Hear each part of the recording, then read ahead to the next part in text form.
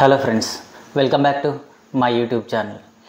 ఈ 2025 సంవత్సరంలో తిరుమల బ్రహ్మోత్సవాలు ప్రారంభము, ముగింపు, అట్లాగే స్వామివారిని ఏ రోజు ఎట్లా ఊరేగిస్తారో ఈ వీడియోలో తెలుసుకుందాం. వీడియోని ఎక్కడా స్కిప్ చేయకుండా లాస్ట్ వరకు చూడండి. ఈ సెప్టెంబర్ 24వ తారీఖున బ్రహ్మోత్సవాలు ప్రారంభమవుతాయి. సాయంత్రం 5:45 ధ్వజారోహణం చేస్తారు.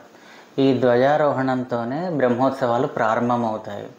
అదే రోజు అంటే 24వ తారీఖు రాత్రి 9 గంటలకు 9 గంటల నుంచి రాత్రి 11 గంటల మధ్యలో స్వామివారిని పెదశేష వాహనం మీద ఊరేగిస్తారు.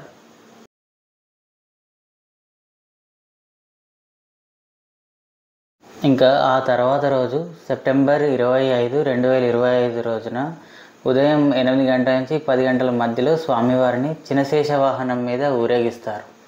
అట్లాగే అదే రోజు సాయంత్రం 7 గంటల నుంచి రాత్రి 9 గంటల మధ్యలో స్వామివారిని హంసవాహనం మీద ఊరేగిస్తారు.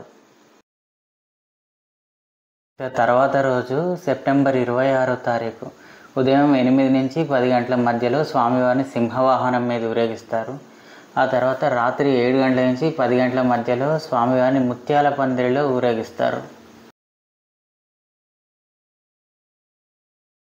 ఇంకా తర్వాత రోజు 27th సెప్టెంబర్ ఉదయం 8 గంటల నుంచి 10 గంటల మధ్యలో స్వామివారిని కల్పవృక్ష వాహనంలో ఊరేగిస్తారు. అదే రోజు సాయంత్రం 7 గంటల నుంచి రాత్రి 10 గంటల వరకు స్వామివారిని సర్వభూపాల వాహనంలో ఊరేగిస్తారు. ఇంకా తర్వాత రోజు సెప్టెంబర్ 28వ తారీఖున ఉదయం 8 నుంచి 10 గంటల వరకు స్వామివారిని మోహిని అవతారంలో ఊరేగిస్తారు. అదే రోజు సాయంత్రం 7 గంటల నుంచి 10 గంటల మధ్యలో స్వామివారిని గరుడ వాహనం మీద ఊరేగిస్తారు.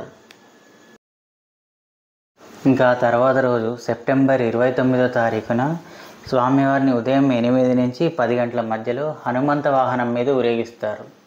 ఇంకా తర్వాత సాయంత్రం 4 నుంచి 5 గంటల మధ్యలో స్వర్ణరథం మీద స్వామివారిని ఊరేగిస్తారు.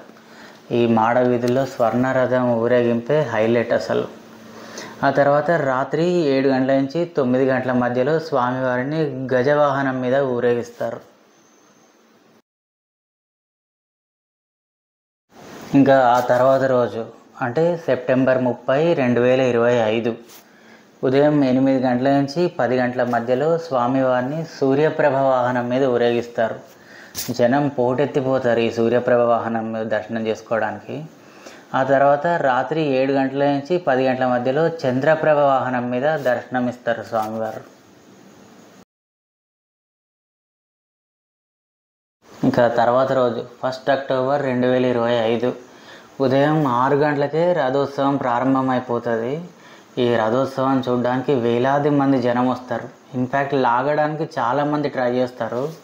సో చాలా బాగుంటుంది చూడడానికి. అయితే నా ప్రీవియస్ వీడియోలో రథం దగ్గర సెల్ఫీలు దిగుతున్నారని చెప్పాను కదా, ఈ రథం అదే.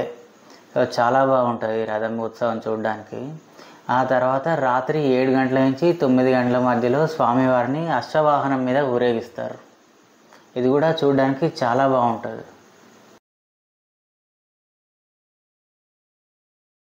ఇంకా తర్వాత రోజు 2 అక్టోబర్ బ్రహ్మోత్సవాల్లో చివరి రోజు ఉదయం 6 గంటల నుంచి 10 గంటల మధ్యలో స్వామివారికి చక్ర స్నానం నిర్వహిస్తారు.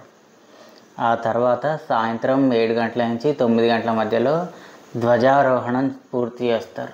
ఈ ధ్వజ అవరోహణం అంటే ఏంటంటే ఫస్ట్ స్టార్ట్లో ధ్వజాన్ని ఎగరేస్తారు కదా, దాన్ని మళ్ళీ కిందకి దింపుతారు. దాంతో బ్రహ్మోత్సవాలు అనేవి పూర్తయిపోతాయి.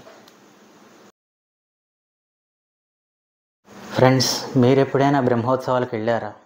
వెళ్తే ఏ ఊరేగింపు జరిగే రోజు దర్శనం చేసుకున్నారో కామెంట్ బాక్స్లో కామెంట్ చేయండి.